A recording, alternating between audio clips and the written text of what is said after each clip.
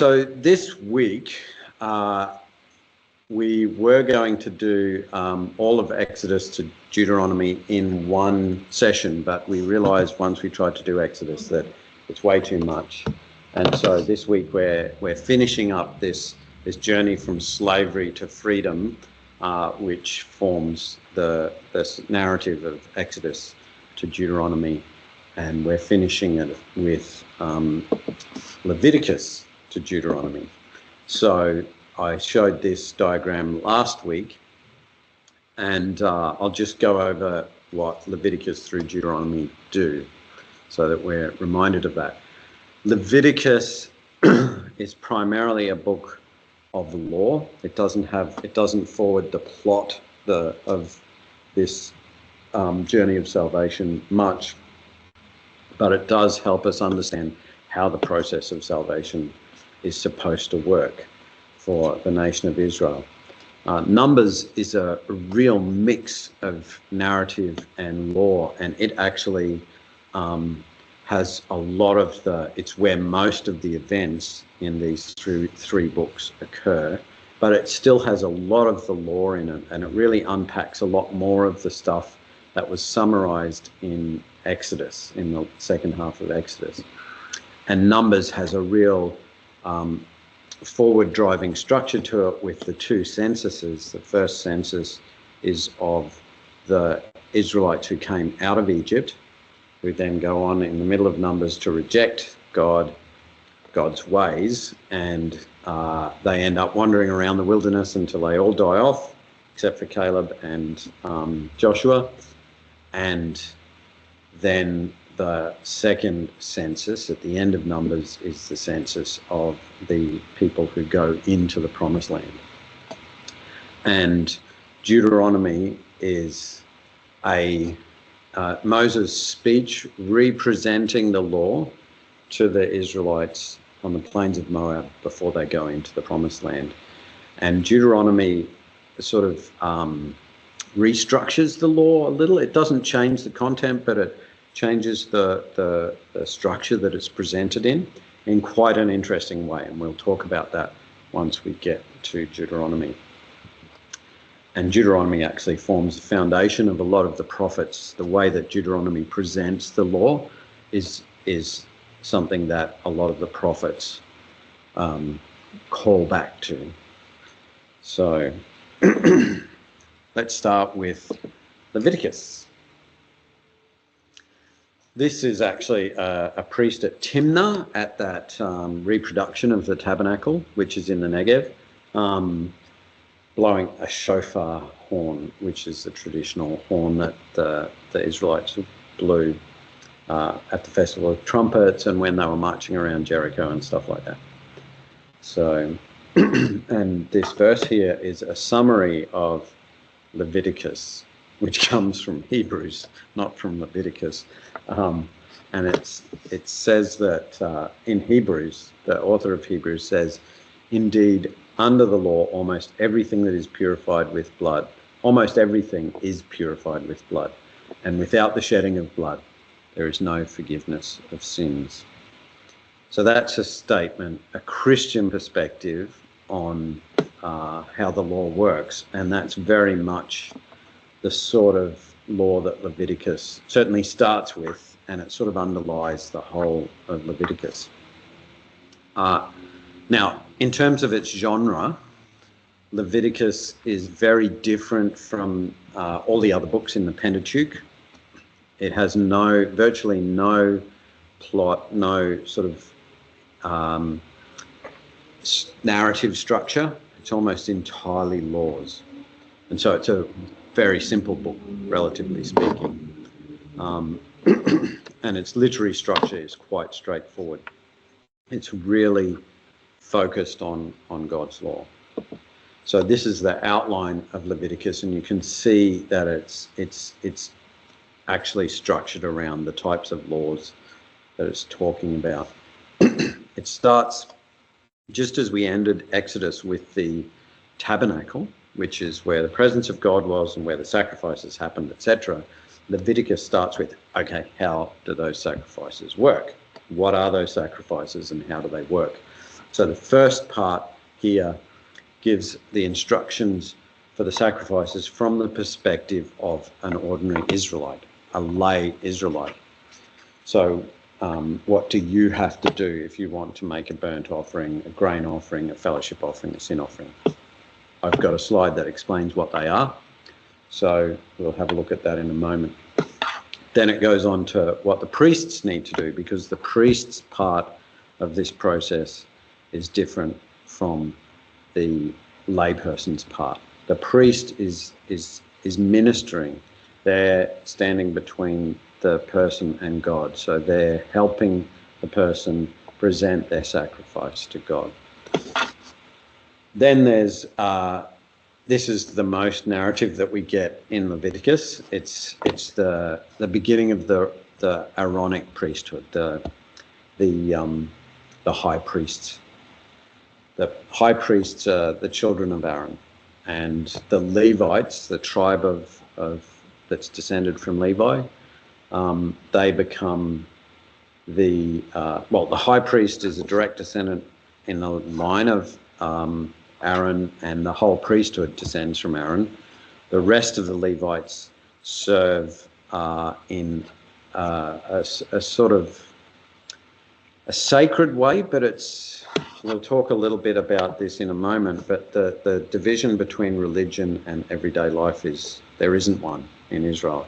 So the Levites serve the nation in lots of different ways, in what we would consider sort of the justice system, the sort of social services almost, that sort of thing. But they also minister to the temple. And we saw last week how they camped all around the tabernacle, and they were responsible for moving the tabernacle and all that sort of stuff. And when the temple gets built, they have all sorts of responsibilities there as well. And the Levites provide the choirs and all that sort of stuff. So they have plenty to do. All of these, like the sons of Korah, who write psalms, they're Levites, etc.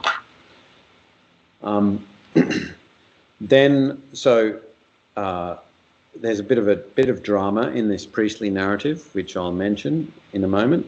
I'll keep you in suspense until then. You probably know what it is. And then we go into the laws to protect ritual cleanness. So this is talking about sacrifice, which is a process of relating to God somehow. And this is talking about how to stay clean. The idea of cleanness is foreign to us as Westerners. So these particular laws we really struggle with. The first set are the dietary prescriptions. You know that Jews have specific dietary restrictions. There are unclean things and clean things.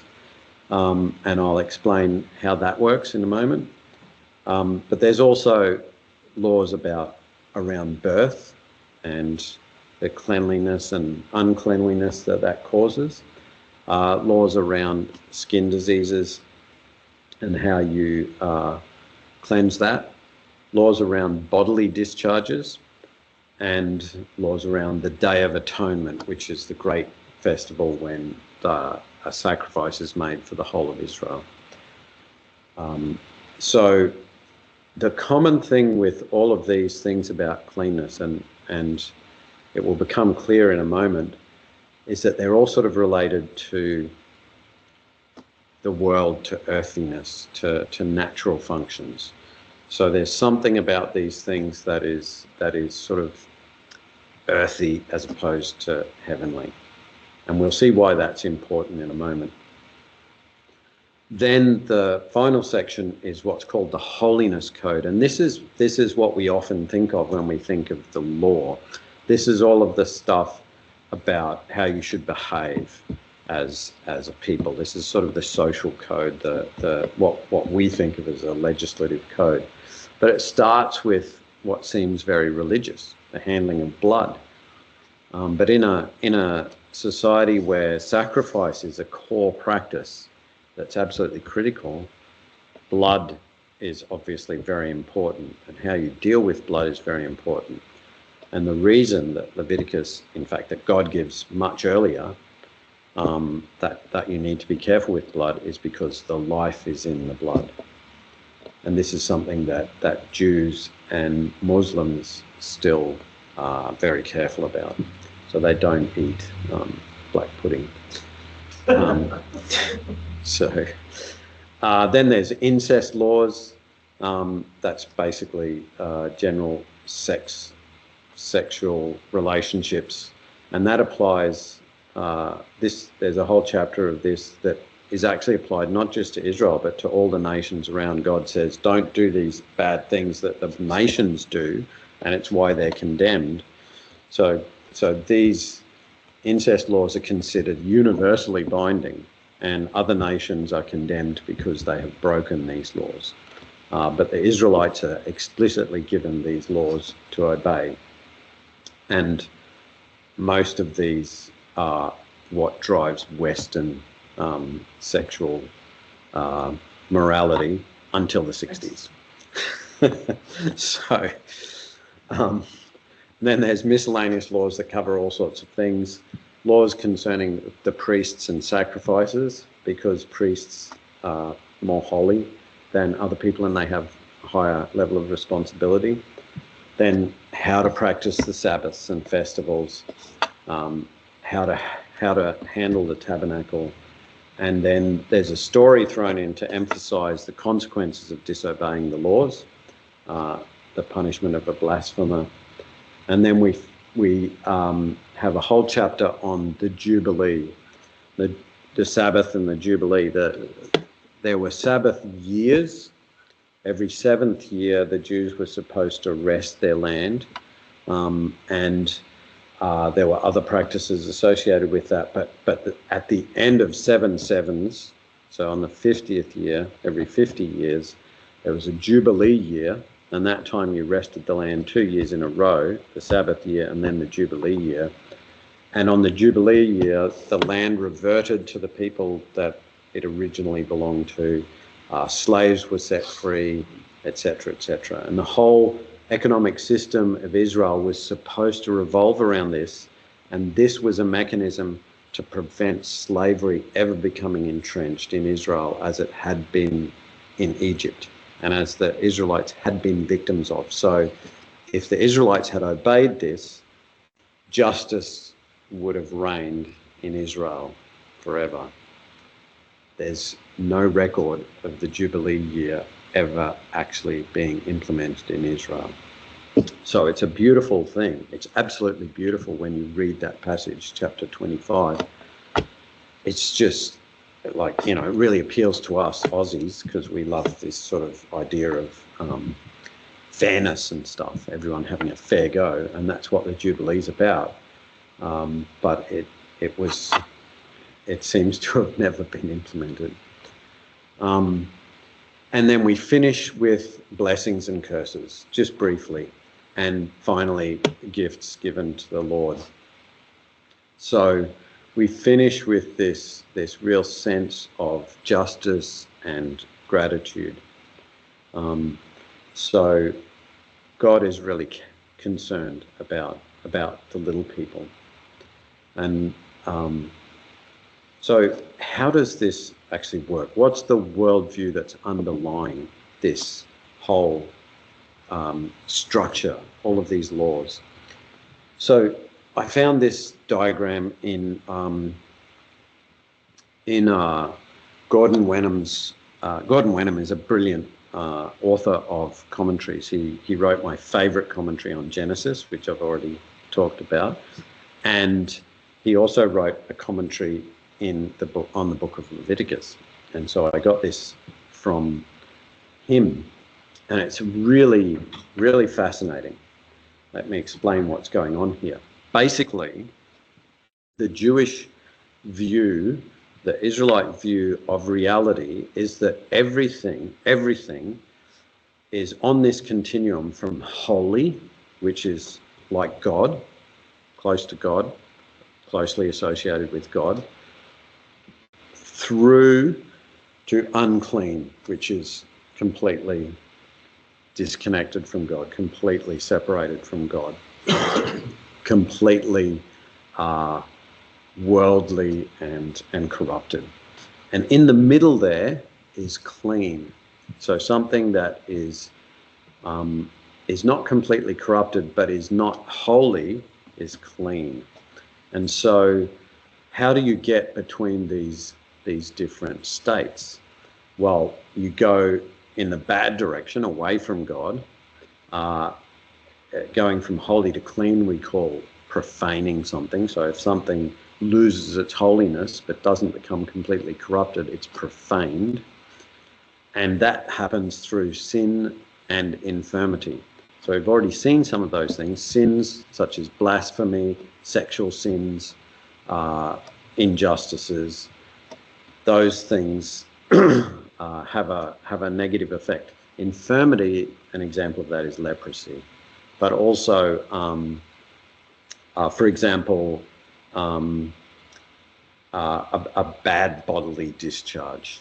Even ordinary bodily discharges actually will profane things in the code of Leviticus. So there's this sort of weakness that's built into us as human beings since the fall that actually moves us from holiness to cleanness, and even from cleanness to uncleanness. So actually a bodily discharge will move you from clean to unclean. And that's called polluting. So some of the whole section about birth, women are made unclean by the process of birth and also by the process of menstruation in general. And a lot of it's to do with the blood that's involved. And so there's a whole process for women becoming clean again. How do you do that? You can get cleansed through sacrifice. Sacrifice is the only way to move from unclean to clean, or from clean to holy. It's the only way. So sacrifice, that's why sacrifice is at the center of not just religious practice, but everyday life. Because everyday life involves you becoming profaned or unclean, profaned or polluted. Just the activities of everyday normal life can lead to you becoming polluted. And you don't want to be polluted, because then you can't come and encounter God. You can't come close to God. And so sacrifice is necessary. And so what we see is that the tabernacle is a center of activity. It's a hive of activity. When I was a kid, I used to think of the tabernacle as just this tent that got used maybe once or twice a year sort of thing. You know, they'd have a sacrifice on the big high holy days, maybe 3 or 4 times a year. But in fact, they have daily sacrifices as well as all of the people's voluntary sacrifices and also the mandatory sacrifices that pay for something that they've done to pollute themselves. And so there's just constant ongoing sacrifices in the tabernacle and in the temple.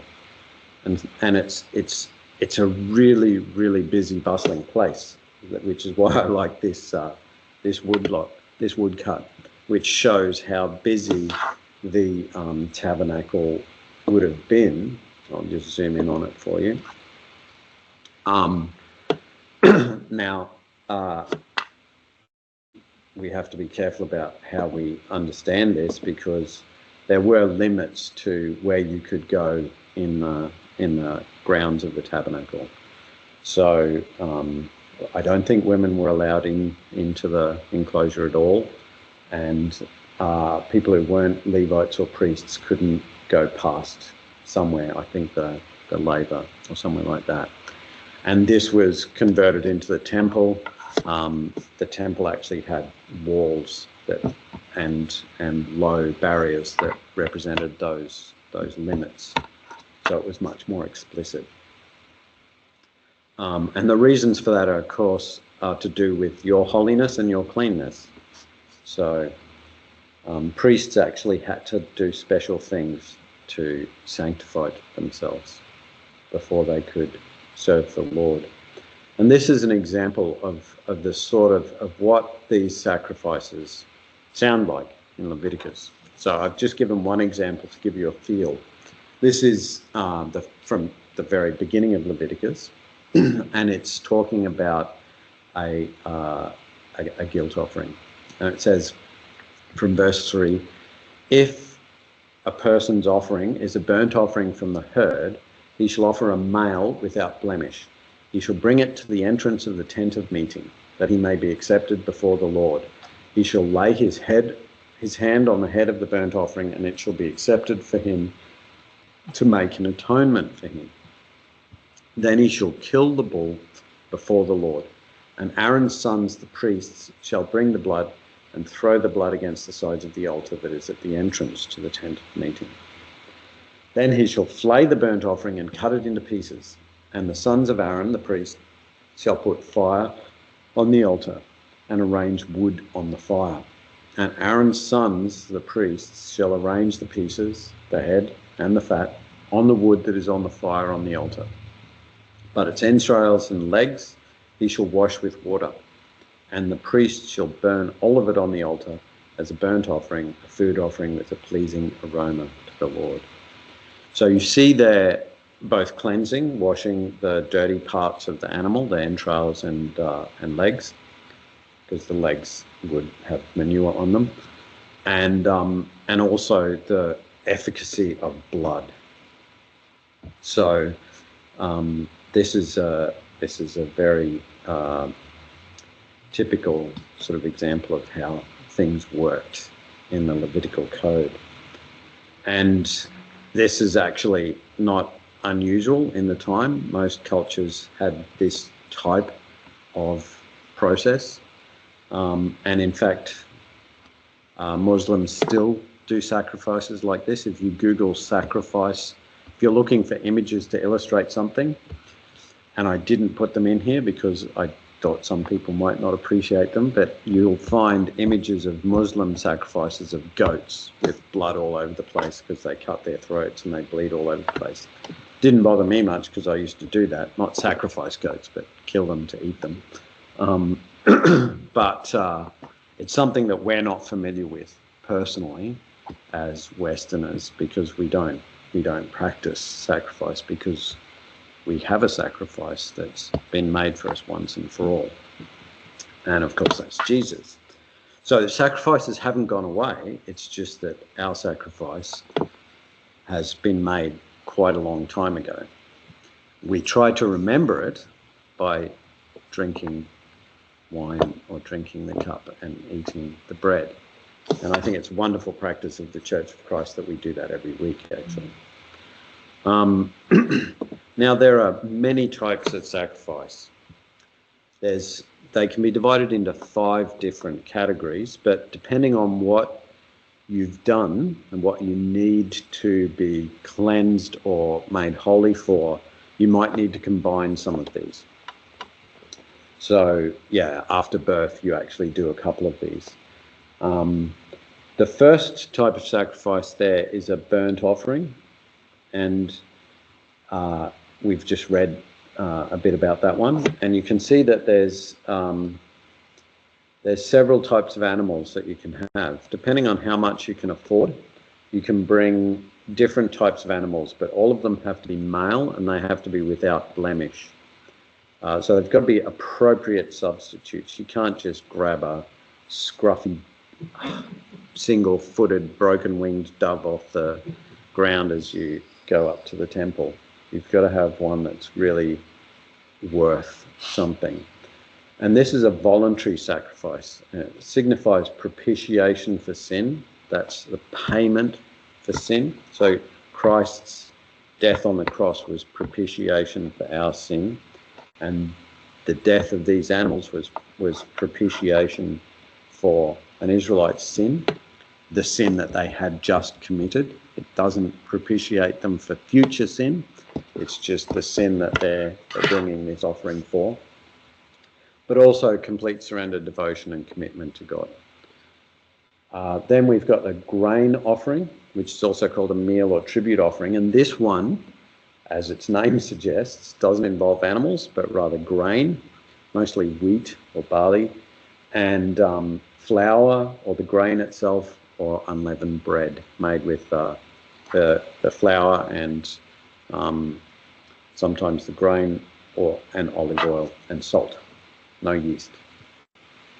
This also is a voluntary sacrifice, and it's a thanksgiving sacrifice, and also one that's done for first fruits. So the festival of first fruits involved this sort of sacrifice, and so it's it's a reminder that God is the provider of all of our food.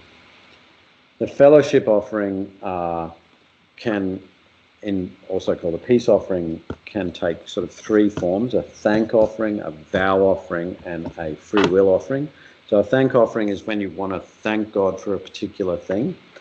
The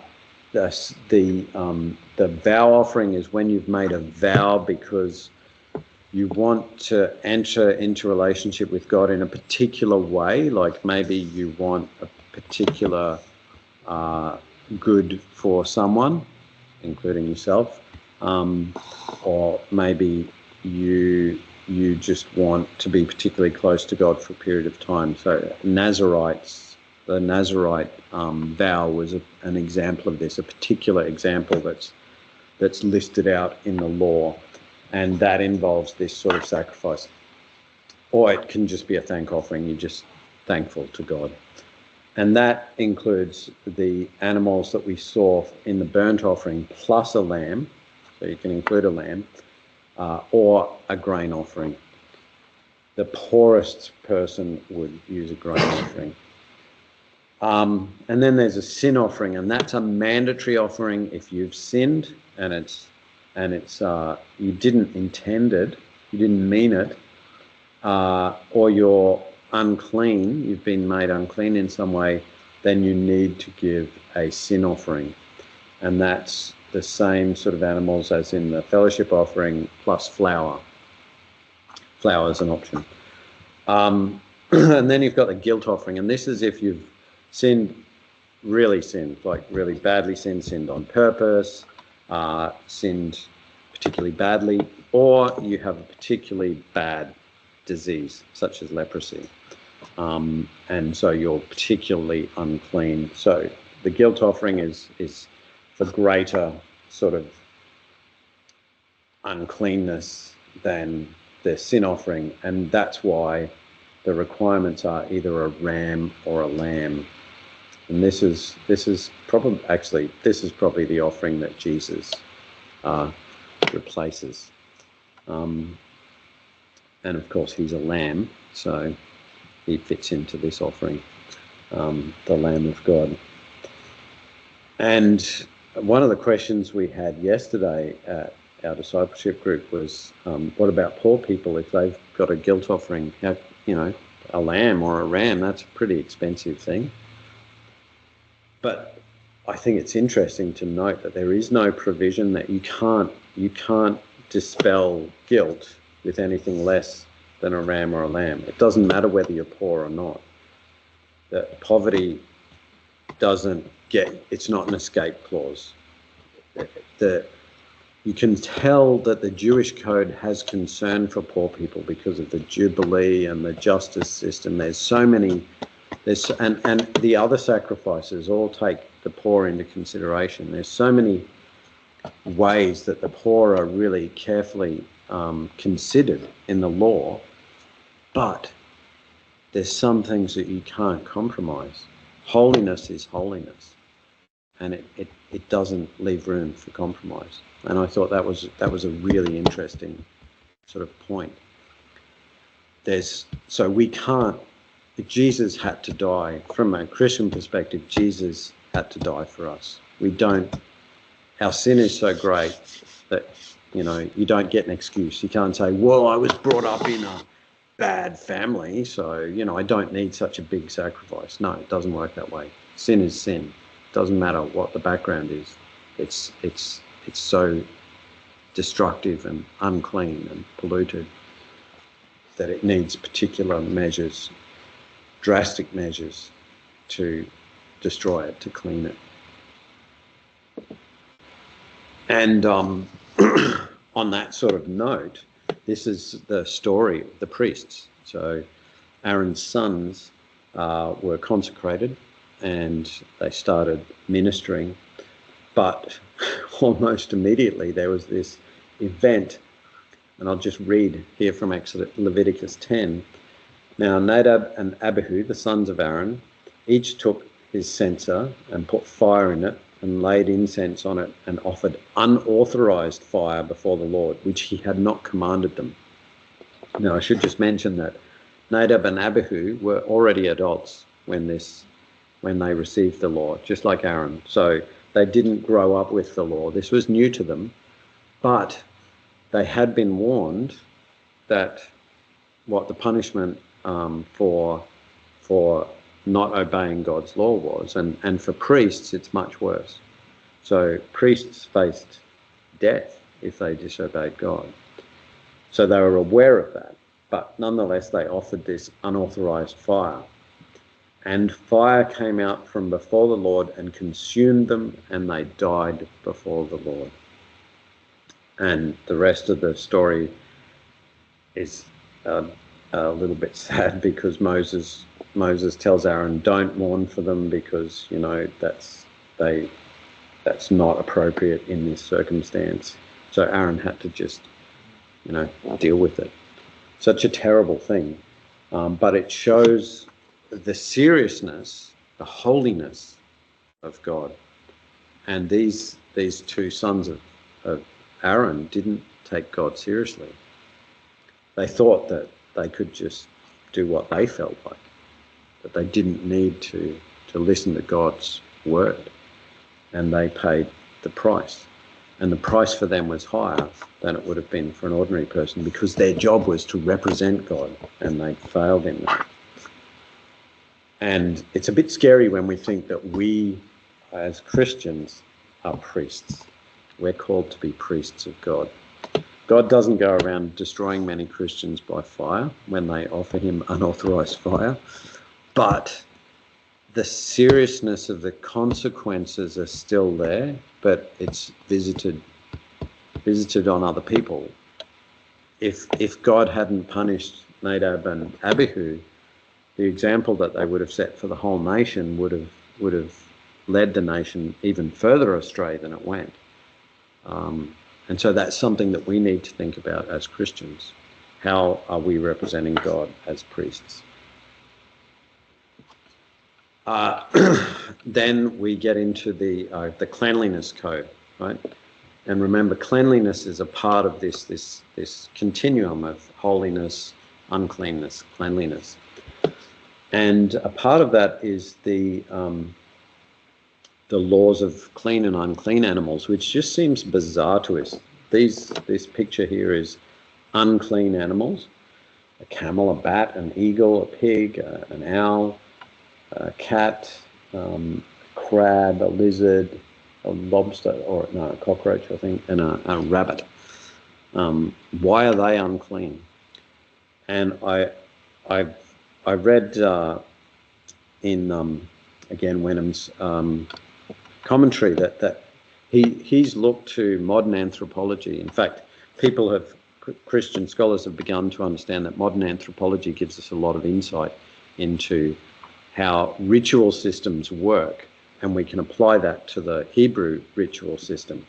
And when we look at the division of animals in Hebrew law, we see that there are three different divisions. There's animals that are suitable for sacrifice that we just looked at. We just saw those animals that are suitable for sacrifice: bulls, rams, lambs, pigeons, doves, and that's it.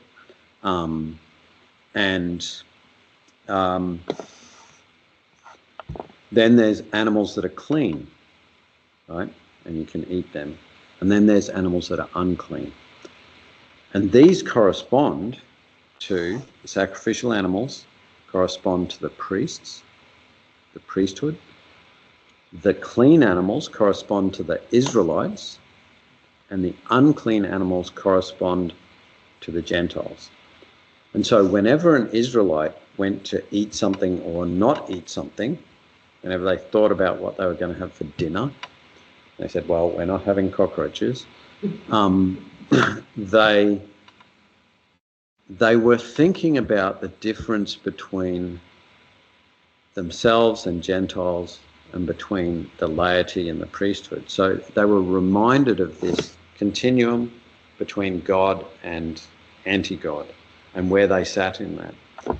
And all of these laws, all of these cleanliness laws remind them of that. So there's other laws like don't have mixed materials in your clothing, which reminds them that they're not mixed. You can't mix their faith with other faiths. You can't mix God with the pagan gods. There is no other God. And you can't mix the worship of God with other worships. It just doesn't work. And so all of these cleanliness laws actually remind the Israelites of who God is, who they are, and who everyone else is. And so it helps them to be a representative for God in the world. That's the intention. So so now when you think about this weird collection of animals, what you'll notice is that, for example, an owl here, an owl is unclean because it eats meat with the blood in it, right? Which Israelites are not allowed to do because they have to stay clean. And all of these animals here are unclean for that sort of reason. A lot of them are carnivorous or omnivorous, or they have a different connection to the ground. They don't chew the cud, so they just consume things without processing it carefully, without cleansing it. Or they are more connected to the ground because they have a single hoof instead of cloven hoofs. So there's these differences that make sense once you understand what these animals are trying to represent. And it's no coincidence that the animal that represents Israel is an ox, which is the ultimate sacrificial animal, the highest of the sacrificial animals, the one that's an ox is sacrificed on the Day of Atonement. And Canaan is represented by an ass, which is an unclean animal. So there's no coincidence there. I've shown a picture of the basin here because washing was a part of the cleanliness laws for obvious reasons, I think. But it's interesting to note that in the Levitical law, like if you've watched The Chosen or something like that, you will see, or if you've looked at archaeology in Israel, you'll see that they have these things called mikvahs, which are these deep baths. And the Jews of Jesus' time, of the first century, they used these to cleanse and purify themselves a lot. A lot of them did it every day, like in Quran, where the Dead Sea Scrolls come from. The Essenes would do this every day. They were obsessed with it, and that's all something that's been added to the law. It comes out of the law. It's the law sort of talks about cleaning, but it doesn't. It's not as obsessive about it as first century Jews were. So they got a bit carried away, I think. And Jesus doesn't scold them for that particular thing, but he certainly scolds them for getting carried away at times. Now, another thing to note here is that the festivals played an important part in the religious faith of the Israelites. And I would just want you to note, because I'm looking at the time, I just want you to note this. So this is the Israelite calendar. It's a lunar calendar. This is the correspondence this year to our solar calendar. So this will be different on different years as the calendars shift about. But the important point is there's very few of these festivals, right? There's fewer of them than we have public holidays. And I think it's really instructive that God could have, like a lot of religions, fill their calendars with festivals. Even Christianity If you look at the Catholic Church, every day is a saint's day, like several saints' days often. But God didn't fill the Jewish calendar with festivals. He gave them a few important festivals, and he expected them to treat them seriously, but he didn't overburden them, because he knew that their role of living out their lives as his nation was the important thing. They just needed enough festivals to remind them of who they were. And I think that's really instructive, and it's something that our churches could learn. Don't overburden people. Give them the freedom to live. Just remind them of who they are. So that's a really beautiful thing, I think. So this is the Holiness Code. Just a quick summary. These are the sort of rules that the Israelites had to follow. So they were to sacrifice only at the tabernacle, or later the temple. They were to receive life only from God. In other words, no eating blood. They were to be sexually pure, unlike the other nations around them. They were to love their neighbours as they love themselves, which of course we're familiar with. They were to keep God's commands. So the law was for everyone, not just a select few.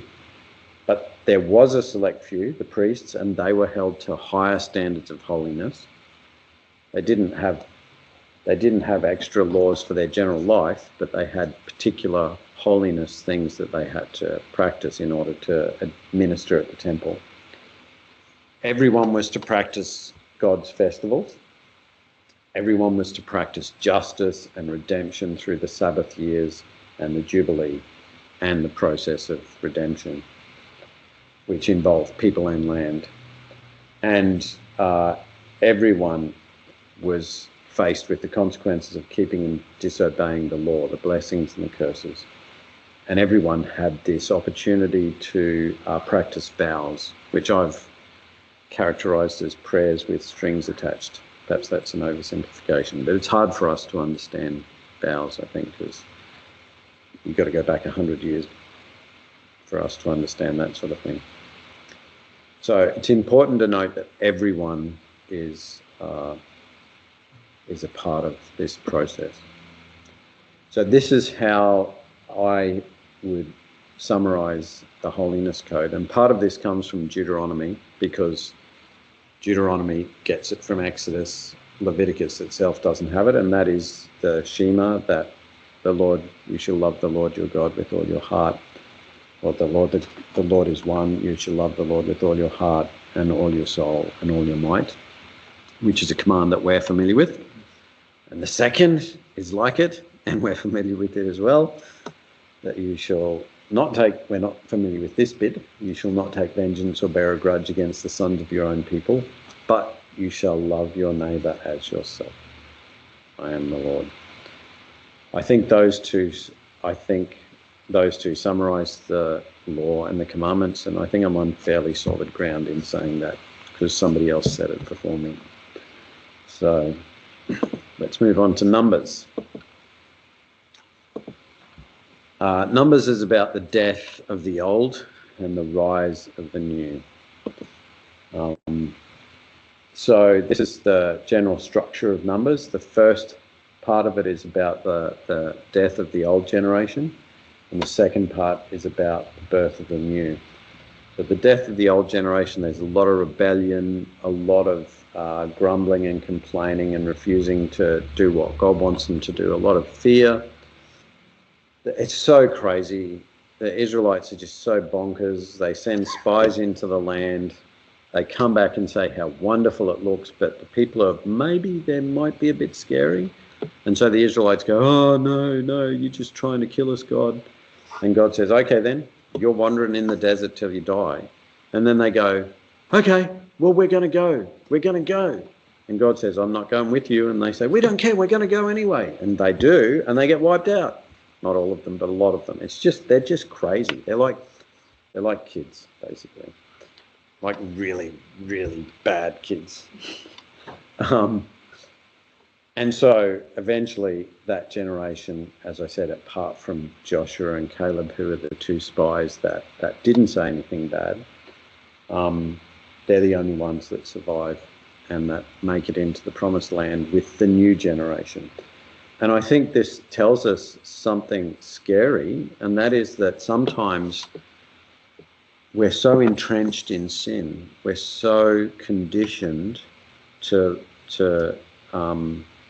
living against God, to rebelling against God, that it's really hard for us to actually obey him, and a whole generation has to die out before the new generation can actually follow God's ways. And we see that over and over again down through history. And it happens in other areas of life other than religion as well.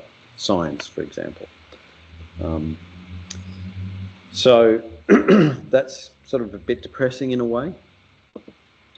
Now, one of the core structures, one of the core sort of literary structures of numbers is these two censuses, one at the beginning, one at the end. And they're a little bit strange. I just wanted to mention quickly some of the issues and some of the potential solutions to that, or the different ways that you can treat the censuses.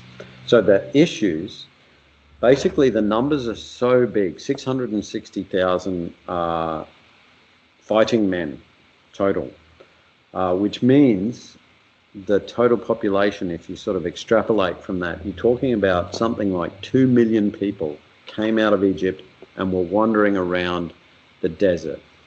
That's a lot of people, and a lot of people wonder how that many people could survive in the desert there in the Middle East. Seems a bit big, and it also seems like a big number, 660,000 fighting men. The armies of Egypt at the time were like 20,000, 30,000, so it's a huge number. Another problem is that the ratio of adult males to firstborn males is 27-1. So in other words, for every 27 men, only one of them was a firstborn, which suggests very large family sizes, right? Which is like unbelievably large. Then a third problem is that later texts indicate much smaller numbers. Even in Numbers itself, when they wipe out the Midianites, they only field 12,000 troops, which is a lot less than 660,000. And then finally, the numbers themselves are a bit weird. So they're all rounded to the nearest 100, but none of them are rounded to the nearest 1,000 or the nearest 100 or 800 or 900. They're all between 200 to 700. They all end between 200 and 700, which is a bit strange. But interestingly, the Samaritan Pentateuch and the Septuagint agree with the Masoretic text. So if there were any copying errors, which we talked about earlier, if there were any of those copying errors, they happened before the Samaritan Pentateuch or the Septuagint split off from the Masoretic text. So pre-3, 4, 500 BC. So how do we deal with this? What are the options? The first option is that these are just right. The numbers are right. These peculiarities are a bit strange. The only one that we really have to deal with is the second one, because that's pretty outrageous. And it's the best suggestion that people have come up with is that, and there's reason to believe this, is that the firstborns are only, the ones that are counted are only those that were born since the Exodus. Because, remember, in the Exodus we mentioned, immediately when God gave the Passover, he also talked about consecrating the firstborn. And so they're keeping track of the firstborn since that commandment. And that's all they're counting. So that's why there's such a low number of firstborns compared to everyone else, because they're just counting the firstborns that have been born since the Exodus. I think that's pretty reasonable. Number two, the second option is that the numbers are accurate, but they're actually from centuries later. So we're talking about like a census from David's time, and it's just been sort of plugged back into numbers. The third option is that they actually suffer from textual corruption, and the the best explanation for that is that the word for 1,000 actually is the same as the word for family, and they've got mixed up. People have misinterpreted it. And if you correct that on a family not having 1,000 people in it, then you get numbers of around 72,000 fighting men, depending on how big you say a family is, which is more, which is sort of people feel more comfortable with. The fourth way to handle it is to say that the numbers are symbolic, so they actually represent Hebrew letters or something like that. And the fifth way is that if you divide the numbers by 100, you get things that represent astronomical periods, which demonstrates, which is a way of saying that Israel is the host of heaven. Okay, that's quite a creative sort of way of dealing with it. So I didn't understand the second. Okay, so that's basically just saying this is David's census. This is the numbers from David's census, and some editor has just whacked them back into numbers for some reason. So who knows why, but that's what the explanation is. Yeah, I don't know why you would do that, but I don't know. People say all sorts of weird things about how the Bible's written. So there are problems. I think 1 and 3 are the most likely, because there are problems with the numbers of the Levites, because the censuses go into more detail with the numbers of the Levites. They break the Levites out into clans, and solutions 2, 4, and 5 don't handle that very well. The numbers in the Levites census don't make any sense for those solutions, but they still make sense for number 1 and 3. So 1 and 3 aren't falsified by the text, whereas 2, 4, and 5 are.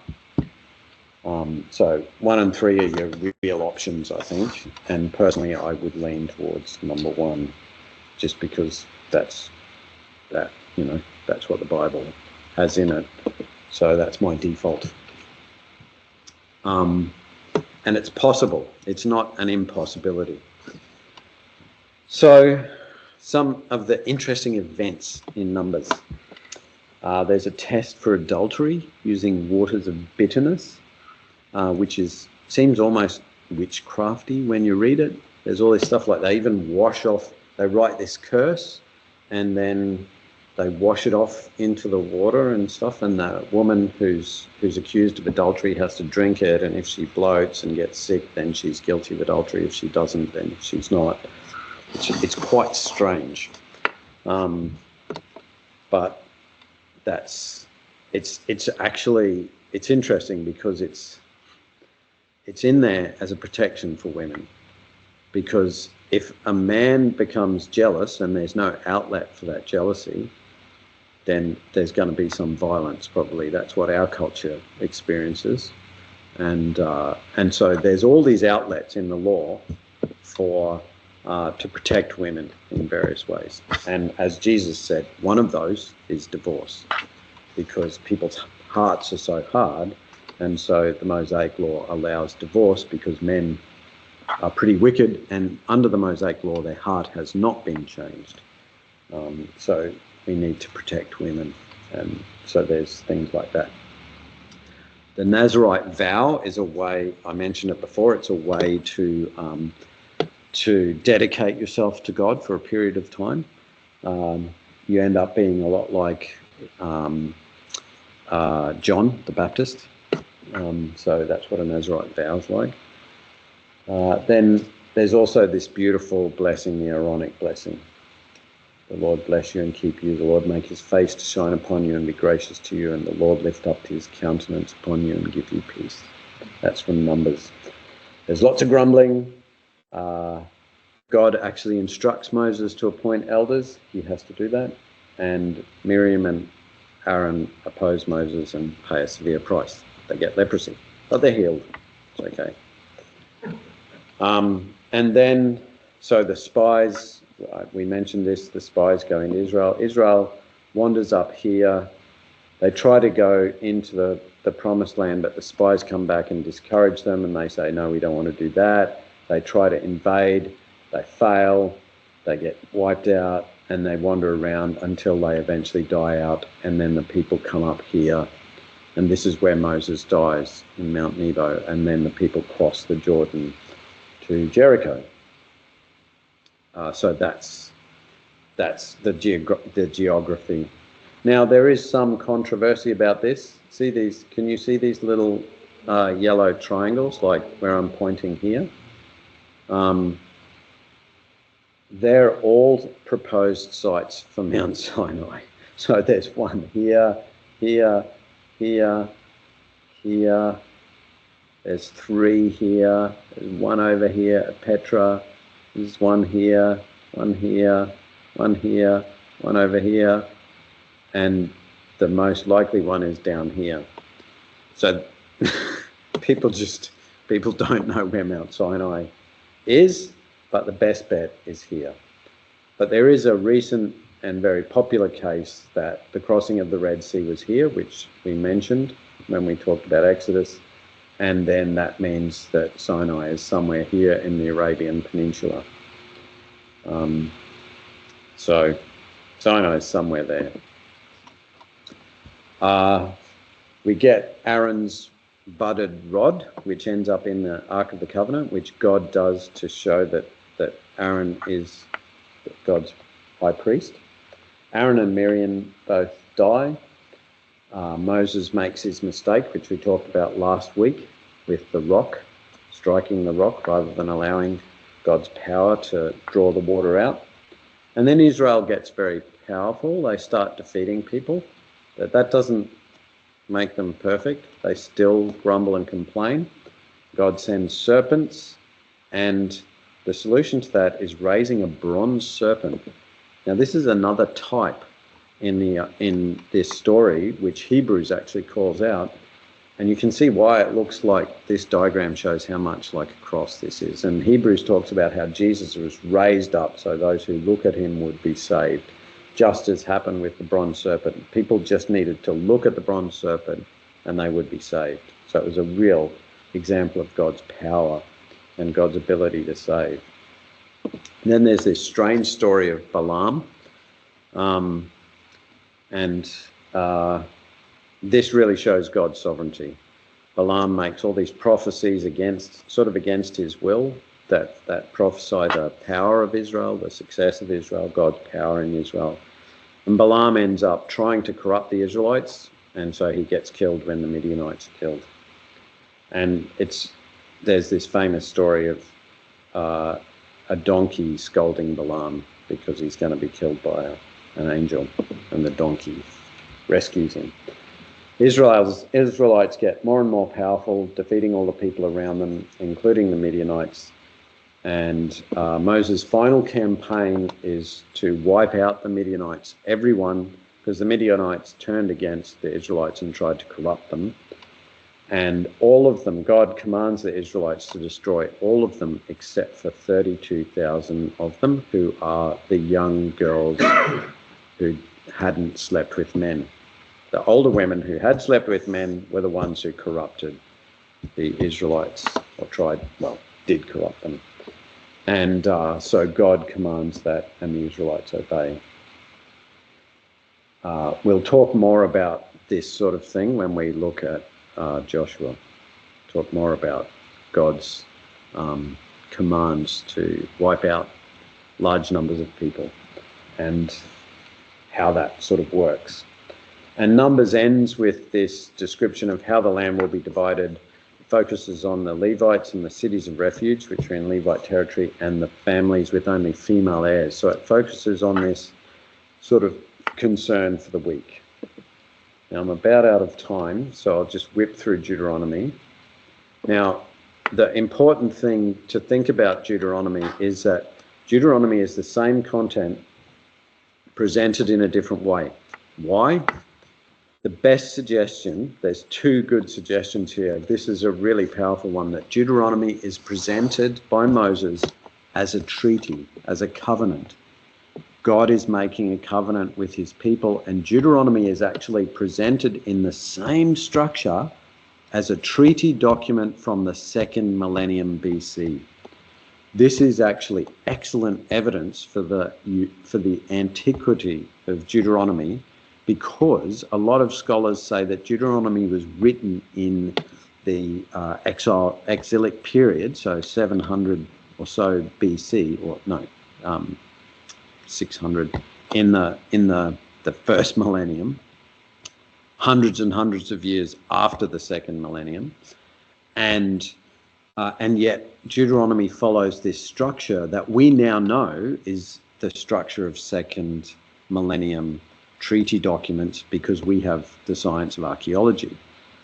Jews at the time of the exile didn't have the science of archaeology. They didn't have these historic documents available to them, so they wouldn't have been able to make it up. They would have presented it in some other form. So this is excellent evidence that Deuteronomy is ancient, and also that it's expected to be treated as a covenant. And it includes all of these aspects of a covenant: a history of God's interaction with his people, stipulations for how they are to live out their requirements, and curses and blessings based on how they perform, and then a way to maintain the covenant. And another way, so that's a really powerful way to see Deuteronomy, and it's probably why Deuteronomy is structured the way it is. But Moses is such a genius writer that he probably did more than one thing at once. So another way to view Deuteronomy is as an unpacking of the 10 Commandments. So when you look at Deuteronomy, you can see that it actually is structured in the same format as the 10 Commandments, and we've got the first 4 of God's commandments, and then the 6 that relate, the first 4 that relate to God, and the second 6 that relate to man. And they're all sort of expanded upon in that order in Deuteronomy. So this is another fascinating way to understand Deuteronomy and to understand its concerns. It's really concerned about the core of the law and obedience to God. And so the key commands in Deuteronomy are precisely that: to obey God's law, to be serious about it. And how do we remember it? Actually, I think I talked about that later. Yeah. But it's also concerned with worship. So how do we worship God? It's absolutely critical that we get worship right. And a key part of Deuteronomy is setting this expectation that God's worship is only to be in one place. Even when the tabernacle is replaced, it will not be replaced by a whole bunch of high places all over Israel. It will be replaced by one place, one temple, and all Jews will worship at that. And this emphasis is why the Jews were so disgruntled with the Samaritans, because the Samaritans actually built a temple on Mount Gerizim. Mount Gerizim's famous because it's the mountain that the blessings of the covenant were announced from. And the Samaritans thought that's a good place to build a temple. But the Jews said, no, the temple is in Jerusalem and God only has one temple. So by building another temple, you're worshipping another God. So the Samaritans were, that's why there was a big beef. When Jesus has that discussion with the woman at the well, he's standing at the bottom of Mount Ebal, but looking across at Mount Gerizim. So they're actually talking about this stuff right where it is. And the Samaritans still sacrifice. When they do their sacrifice on the Day of Atonement once a year, they do it at the top of Mount Gerizim to this day. You can go and see it if you want to, although I don't know if you'd be welcome. But so the blessings and the curses are exactly what you would expect. They cover everything, all of life, and the curses are that all of life will be miserable. It will be on a negative decline. And the blessings, if you obey God's commands, things will get better and better, all of life. Now, Christians often try to claim this as their own, but this is a promise for the Mosaic covenant. So if you want to go and sacrifice in the temple and not wear mixed cloth and, you know, all of these don't eat unclean animals, etc., then maybe you could try to claim these and live in Israel.